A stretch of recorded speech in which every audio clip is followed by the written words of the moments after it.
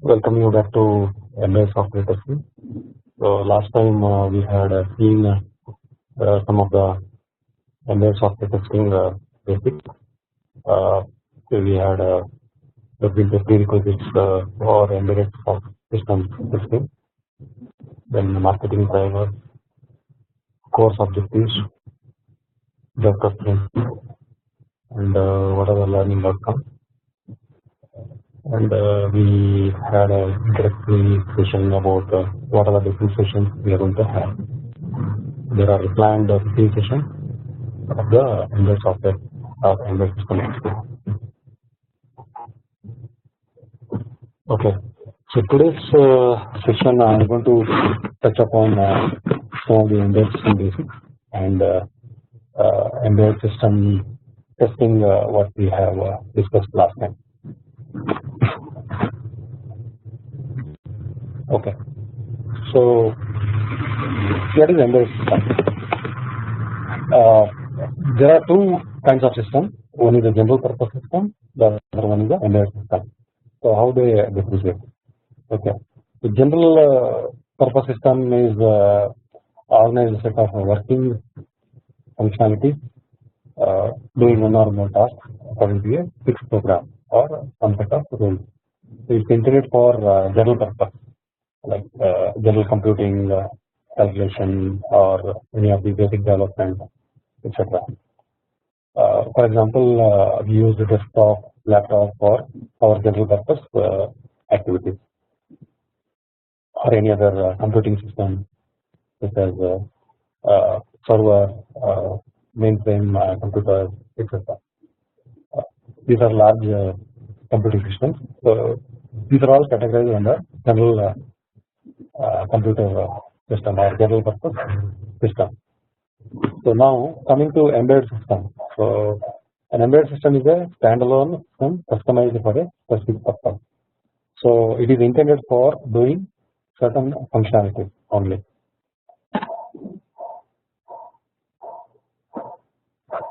So unlike a general desktop or laptop system, so this is meant for doing certain application or certain feature or certain target based system or some computing or anything other than specific anything other than general purpose. That is what embedded system means. Unlike a PC, embedded system is not designed to be programmed by an end user. Whereas a PC, a personal computer, will have a programming capability intended to be used by the same user, whereas embedded system is specific. Embedded system always runs a fixed application. It means what I said is intended functions or features, meaning that there is a fixed set of features, fixed amount of applications which is intended for embedded system to run. So that is why it is a fixed application it is meant for. For example, we take there are a range of applications for embedded systems. There could be space systems or aerospace, military applications, automobile like ECU, electronic control unit, which fits in the various parts of the car. Then we have home appliances, something like TV, refrigerators, etc. We have a telecom, something like PDF, mobile, tablet, and we have entertainment system such as set-top box, and these are some of the range of embedded systems applications. One or the other way, this will have an embedded system residing inside. So they are intended to do a specific task. For example, aerospace embedded systems will have avionics subsystems meant for flight control or cockpit display systems or brake control or heads-up display or light entertainment, etc. Similarly, we have automobile or automotive embedded systems where powertrain systems or brake control unit or camera front camera vision systems or reverse gear monitoring systems. These are some of the example applications residing within the embedded systems of these domains. So basically, these 6-7 high-level domains list out what are the possible embedded systems which are going to be used within the various domains.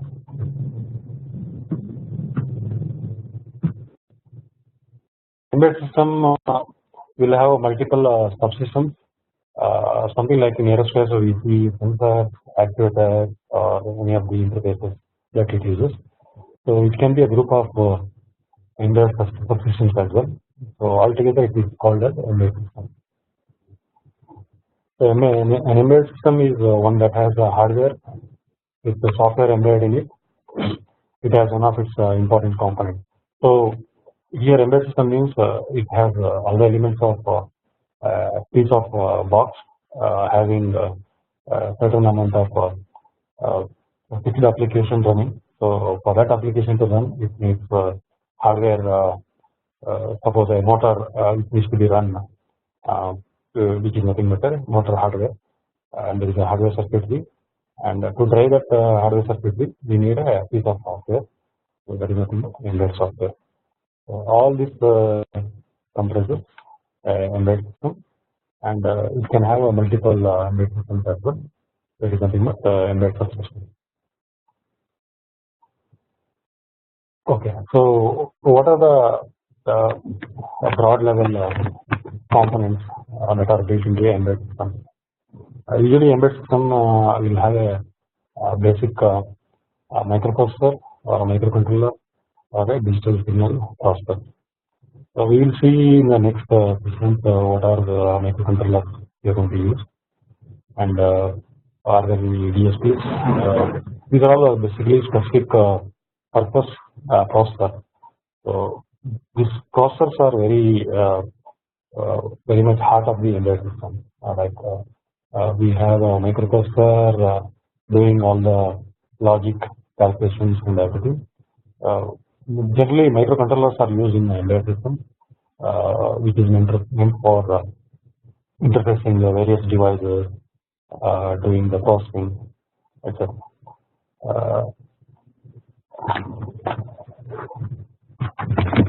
Accordingly, we have DSPs, which are meant for embedded systems having more sort of calculations or arithmetic or image processing.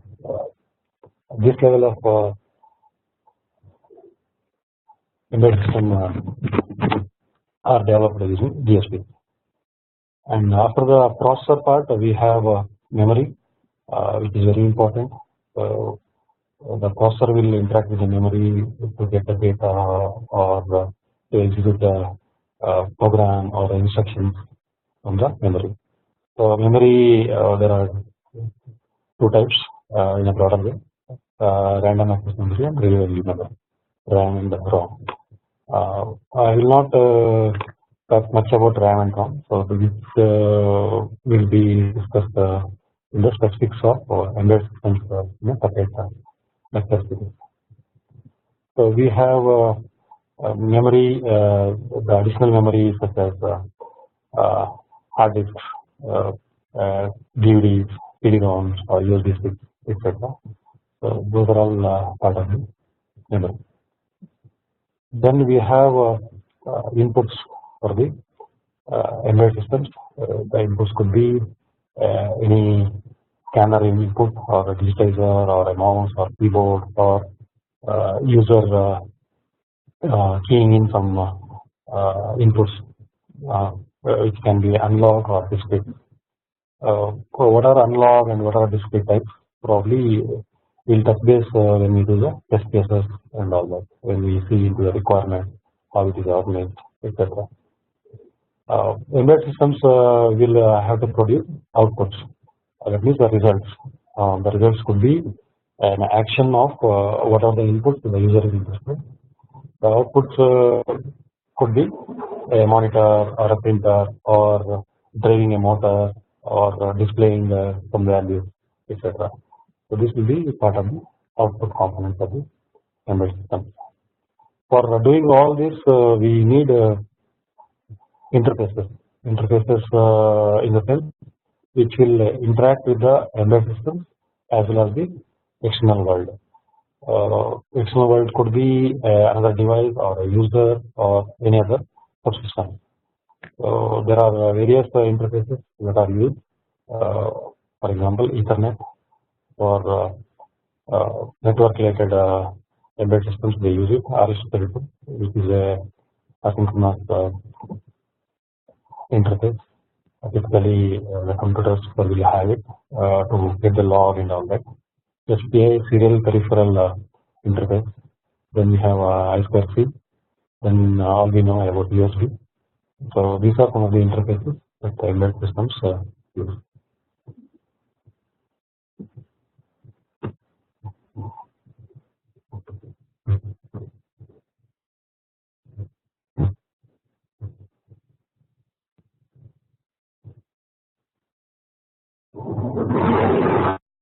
Some of the embedded system elements like the processor part, the memory, the input interface, the output interface, and the interface devices. Okay, in continuation of that, we have embedded system development environment, how it is going to be developed. Host to target development environment will be used. Host is a typical Windows PC, which will have a connection with the target embedded system. The target will be a typical microcontroller based board. As I said, the microcontroller could be any of the processor or a DSP or anything. Then once we have this setup available, we use the debugging. That means there is a tool which will be used. It's called integrated development environment. Through the tool, we can use the software code, embedded C or any other program, to download to the target board and to test it or to debug it at a development level. We use the IDE environment. So these are some of the embedded system development environment. So this is a typical embedded system development environment depicted in a simpler way. As I said, the laptop or desktop is connected to the target system. There is a intermediate probe box which will be used for interacting with the target system. That is called, usually that is used or JTAG or VDM. JTAG is the most popular one, which will interface with the target system and provide to the host the needed values, or what are the registers or memory or the interfaces, and we can start, stop the program and all that. So this box you can see here will provide that debugging facility with the target. So this is a typical embedded system development environment. Okay, so we will see some of the basic definitions that are used in embedded systems, a very elementary definition. Software development lifecycle, which is the main framework under which the embedded systems are developed. The life cycles will have different phases. The requirement or the planning phase, then we have a design, then we have implementation, that is coding, then we have the verification, that is verifying the embedded system. These are some of the typical software development phases. And debugging is one of the terms that is used. Is basically act of attempting to determine the cause of the symptoms or malfunctions detected by testing or by sensitive user complaints. This is a definition from Boris Business, one of the embedded specialists. So we use, as I said, debugging to debug the target board to see what are the programming issues or any defects, what are the changes that are needed. Those sort of information we use using debugging. So these are the development definitions. So these three are the testing definitions, like error, the mistake, or while programming from the development team, they may introduce certain failures or faults. They are nothing but error. And then we have fault, a bug or defect, which could be within the hardware or the software as part of the embedded system. The defects are identified through system testing. Then we have failure. When a fault code is executed, it may lead to incorrect results. Failure means after we deploy the embedded systems into the field, it may malfunction or it may not work as expected, or the accuracy may not be as per the requirement or the expectation. Those are all will result in a failure. These are some of the embedded system definitions that are used. Okay, now coming to programming. So what I told in the slide is that we need a development environment. We need to program it to the target system using certain languages like embedded C or embedded C++, etc. So embedded C is a typical language they use. It is very similar to standard C. Like structured programming is possible, and that is the way it is going to be used. And there are some restrictions because of the target hardware, which are the core and data memory restrictions and timing restrictions. So embedded C will be programmed with these restrictions considered, because the target system will have a defined memory or defined timing requirement. So according to that, this C programming will be done. And in addition, we have embedded programming special features dedicated for target hardware. As I said, microcontroller also. And those features like register usage or memory related operations, they are all specific to embedded systems. So these are all part of the features that are used under embedded C. And I depicted here embedded C environment. There are two portions which is a differentiator. The first one is a standard C, or they use it in general computers like a PC. The below one is the embedded C used on the target based development or testing. So you can see the difference in terms of this C code compiled in a PC and the PC. PC is nothing but x86 based personal computer. It will generate the object file, and the object files are linked using the C library, and the linked output will be an executable that will be executed on the same PC to generate the output. This is a standard C, and we have an embedded C environment where C source code is compiled, cross compiled. What I mean cross compiled means the cross compiler will have compiling instructions specific to the target board. The target board is nothing but having the microcontroller, not the x86. It will be any of the Motorola or ARM or PCL or TI based microcontroller. Specific to that, there are cross compilers. For example, a GNU compiler is one of the industry standard compiler, which generates object files, and those object files are linked with the library, and it will be generating an executable or binary file, which will be burned or it will be programmed into the target board.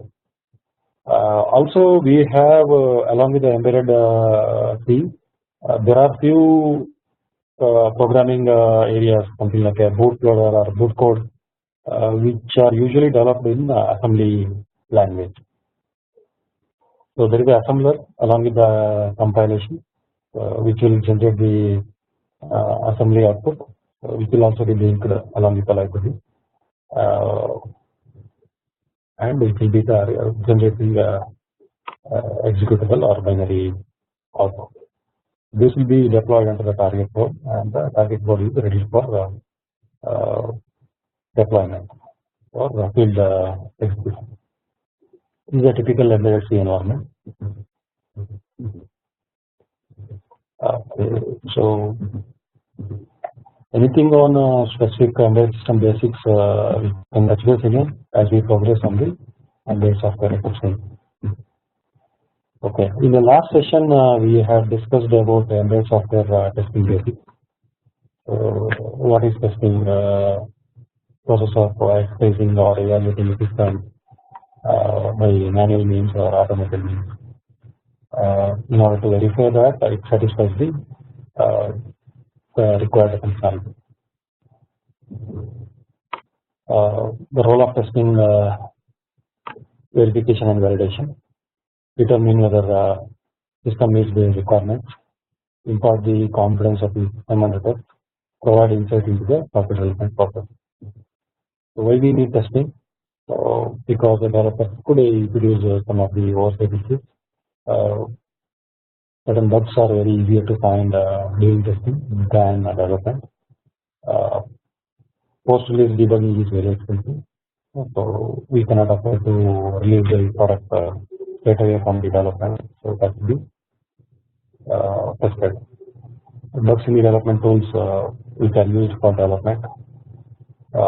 Best way to understand and present the product to the user or the customer is to test it and report as a pass. And we don't want to complain, get complaints from customers identifying the defects.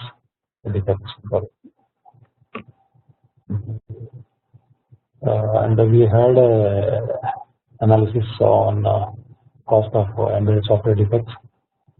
So costs will increase as we find the defects in different cases. So that cost will be less if we find a problem or if in the design or the requirement. And as we go along with different phases of the embedded software system, the cost will double or it will multiple. Okay. There are a few elements which are need to be mandatorily used for embedded software system.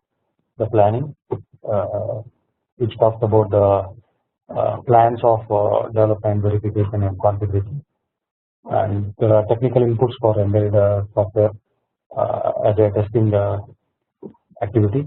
The system requirement or the software requirement, system design or the software design, in the code. Then we have test case procedure. Then we have scripts. Then we have the results. Altogether, these are technical inputs for saying that the product is defect-free for the embedded software system. Then we have, of course, the guidelines and standards which are need to be used for the development of all the above articles. We have testing process defined specifically test planning, which talks about so what is my test plan. I mean, what sort of a test case I'm going to have it, what sort of standards I use, what is the process I follow, etc. So once this is laid out, then we have the corresponding specification, which will have test case, procedures, and environment, how the test will be developed and tested. Then once the test specification and the cases, procedure, scripts or environment is ready, we're going to have the execution, test execution. Test execution could be manually done or it could be automated in terms of running through batch or scripts. Then we have test coverage as a result of the test execution, and we'll have a report, test report, having the output of the test execution, test logs or evidencing the output. Okay. Now coming to embedded software testing the environment, how the setup will be easier.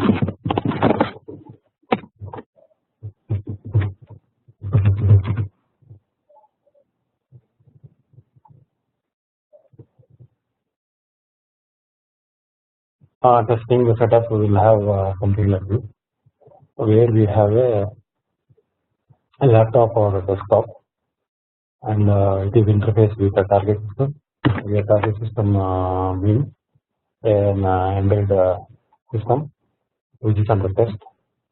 So we'll have an interface such as using an USB or an Ethernet or CAN, etc. So which will have the test execution interface with the target system.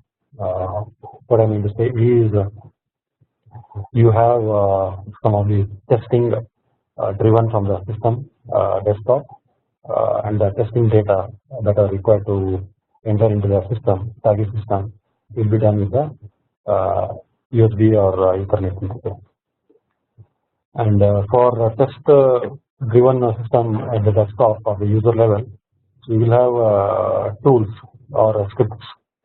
Tools in industry used like RTRT, or LDRA. So these are basically some of the tools that are used. Along with that, we can also have a scripting mechanism, which basically triggers some of the inputs that are required for the specific embedded system. The inputs will trigger the input data, what is needed for a specific functionality, and it will produce the output. The output also can be monitored or viewed through the same interface. So this is something like a interface hooked for the embedded system from the PC perspective, and that interface will be used as an input as well as the output. Okay, now coming to the embedded system having user features or something like as a black box, how it can be triggered. As I said, we can drive the data from the desktop, as well as there is an alternate mechanism to hook into the embedded system. This will be the nearest end user environment, something that is called as a test panel, also called as breakout box. So what we do is, see, embedded system will have a specific application running all the time, and certain data will not be realistic. So when it is running in the field only, it will have the realistic inputs from the user perspective. But within the lab environment or the embedded system testing setup, how are you going to feed it? So there is a mechanism, it's called a test panel. The test panels will have a typical discrete inputs, analog inputs such as potentiometers, etc. Also, there are the test hooks which will feed some of the Ethernet messages or the I2C interface, etc. So to produce some of the realistic values, we use the test panel. The same test panel data can be recorded or viewed as a result after the embedded system uses that in the desktop environment. So this will be the debugging as well as the system embedded system testing setup, and this will be the test panel to target system will be the most likely end-to-end system. It is called as end-to-end embedded system testing setup. So this is a typical setup that is used.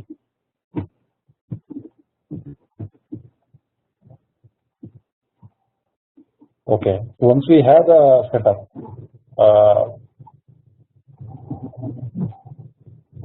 we know, we have seen how tests should be approached, how tests should be done. There are, as I said in the previous system, different test methods or the levels that are used.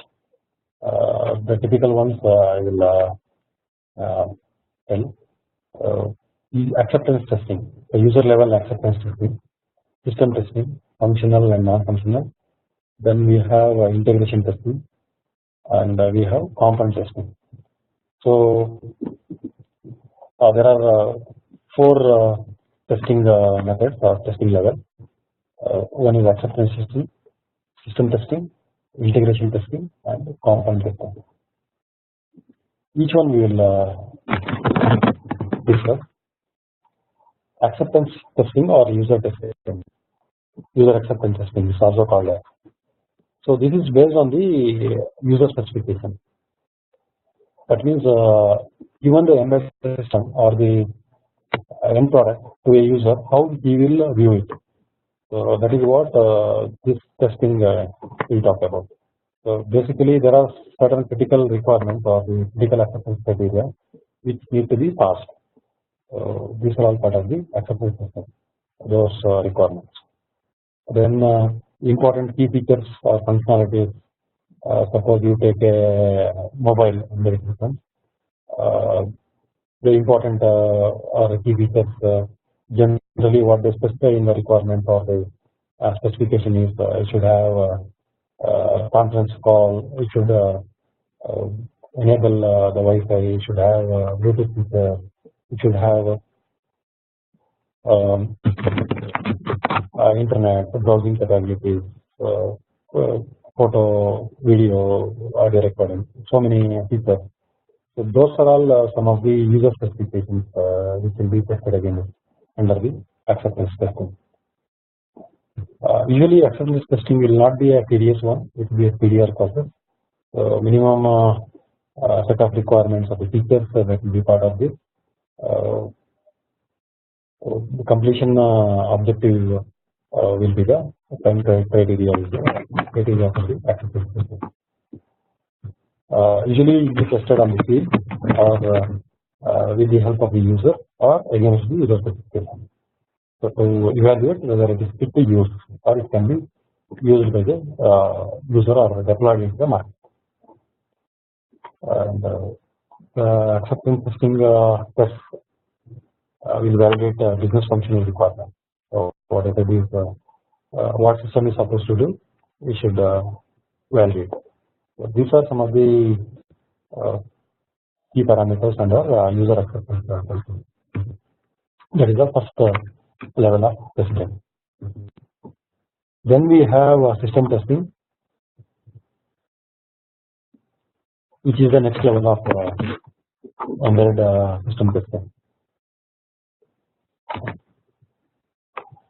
Here in embedded system testing, we have the entire embedded system as an integrated unit with complete interfaces involved, meaning that the entire end product will be tested as a system.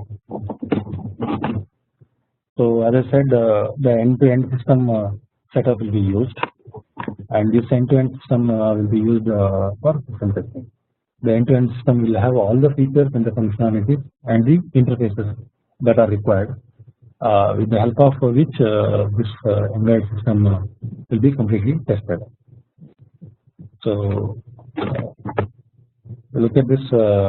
What I was mentioning is there is a test panel which will give the realistic input against the target system. So, this will be the primary system testing mechanism for the and the system testing will have an actual environment where how the system will be used in the field. Basically, for example, if you want to use some of the components that are within the car, so it will be actually deployed within the car with the test inputs or the environment inputs coming from the car. It could be speed of the car while driving the car, etc. It may not be enough to have the actual environment in the field.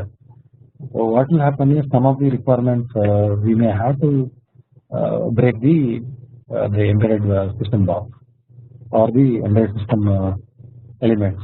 That is called as the open box type of test. For example, some of the capability requirements in terms of performance, memory performance, or speed performance need to be tested by opening the embedded system log, which may result in validating some of the implemented code or going through the code or debugging the code. These are categorized as open box type of testing. The system testing is also called as functional testing, where all the functions of the embedded system will be tested. So that is about the second level of testing. We have the next method called integration testing. What do we do in integration testing? So basically, integration testing will have integration of submodules of the system under test, and which will evaluate the interaction of the all these modules. So basically, we will have suppose 10 modules. All these 10 modules, they are called submodules, will have to be interacted, will have to be integrated. Then it will be evaluated against each modules, how they interact, how are the data or the some of the signals are interacted among the submodules. All this will be part of the integration testing. Integration testing could be done at two approaches. One is a top-down approach, top-down integration, where high-level procedures or requirements are addressed first, and then low-level. That means from the requirements, then to design, then to code, will be attacked in order to complete the testing. Like the modules at a higher level, it is reviewed. Next method of integration we do is bottom up.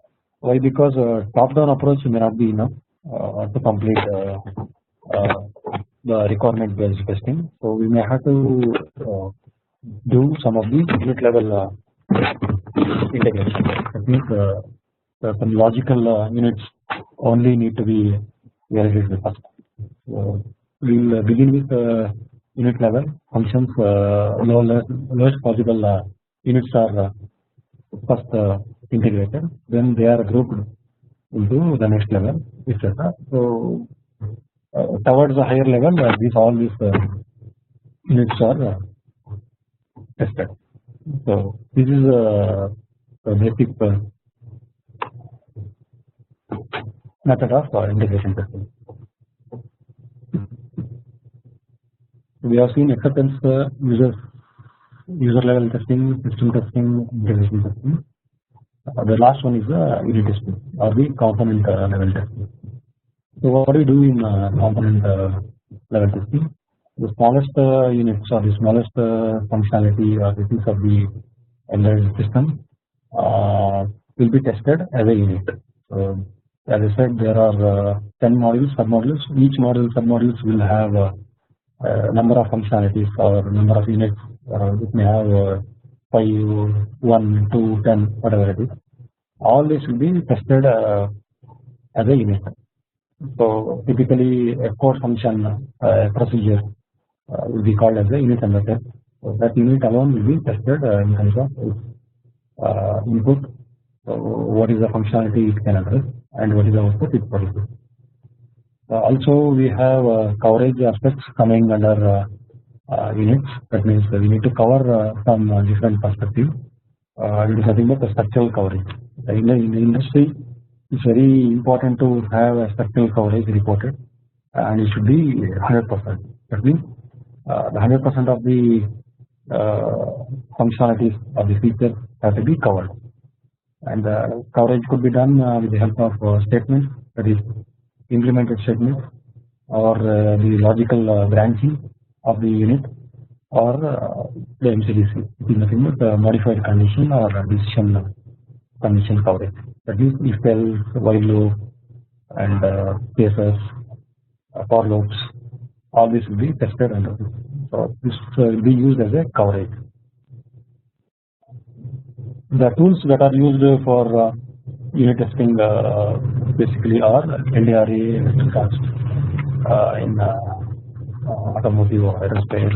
So the tools will basically help in unit testing, which will generate instrumented code provided the source code, and that instrumented code will be run on the target, and the unit under test will be tested with a pass fail criteria and how much it is covered, etc.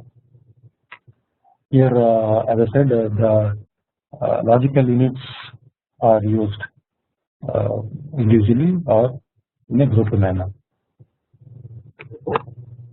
So all the units, once it is completed, it is called as unit testing. In a typical embedded system where we have a complex functionality such as aerospace, avionics systems, automotive, engine control unit, etc. So it may not be possible for us to completely test at one method, that is unit level or integration level or system testing. So we may have to do credit based testing. That means suppose unit testing we are able to test with a coverage of 80%. So there is a 20% gap. The 20% gap we can take the credit from integration testing or the system testing. So these three basically they follow across the industry to have a 100% coverage. And of course, before deployment and fitness, the fitness of the product, user acceptance testing is used.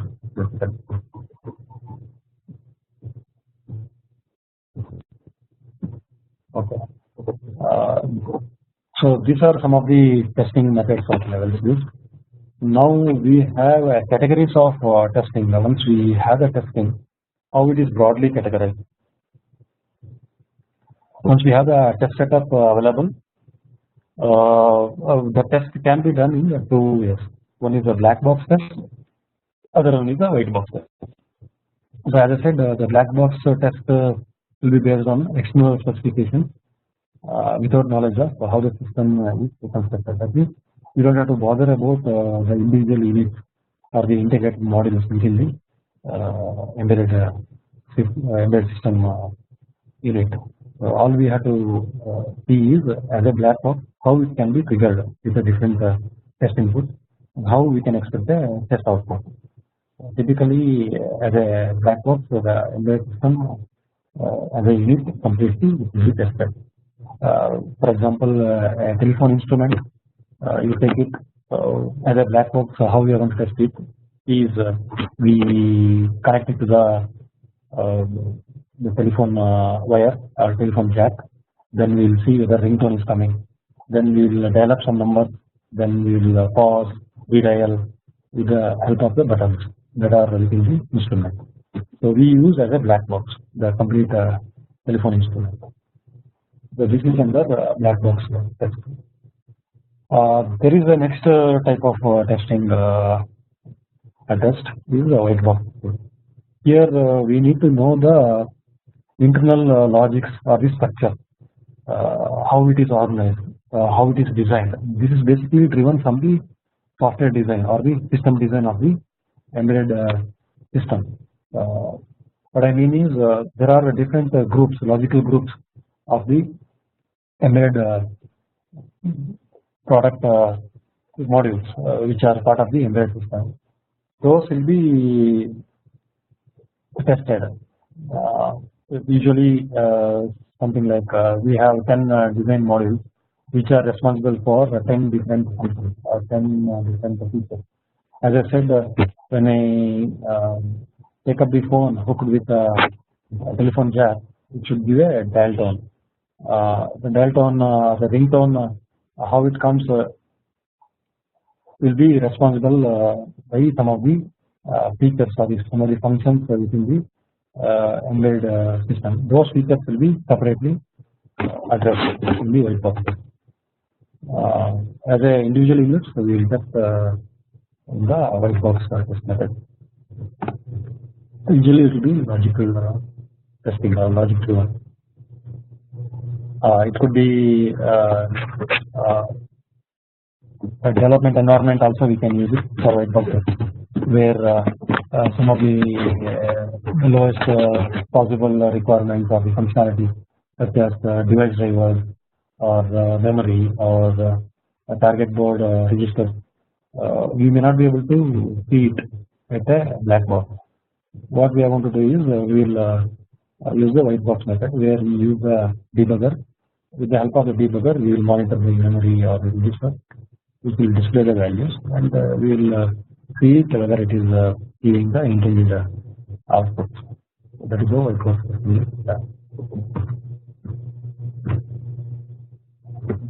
The next testing type is called regression testing. So what do we do in regression testing? So basically, when we have the product done with all these testing methods, so which may result in what will happen is these testing methods will result in some failure. Suppose, or some changes may happen in terms of fixing those failures. So what will happen is it needs to be retested. So how it will be retested is using regression testing. That means given a black box or given a white box embedded system, we will basically address those tests which are failed, because those tests which are failed earlier are supposed to pass now, because those failures are reported and those failures are being bug fixed. So all we need to do is we will re-execute. We will not change the test approach, or we will not modify the test cases or design. What we will do is we will simply run those tests on the target board or on the embedded system, which is having the fixed next version of the software. So we use a method called regression testing. So testing after changes have been made to the embedded software to ensure that no unwanted changes were introduced. That means, apart from whatever the fixes that are required, there should not be any additional defects. The changes could be due to earlier stages defects, or any improvements in terms of like memory or speed, they would have modified. The changes need not be resulting in any of the requirement changes. The changes could be from the failures of the earlier stages. So all this will come under regression. And that is all about the embedded system testing and the test methods and the types of testing that we use in the industry. Next session we will discuss about test case design and procedure.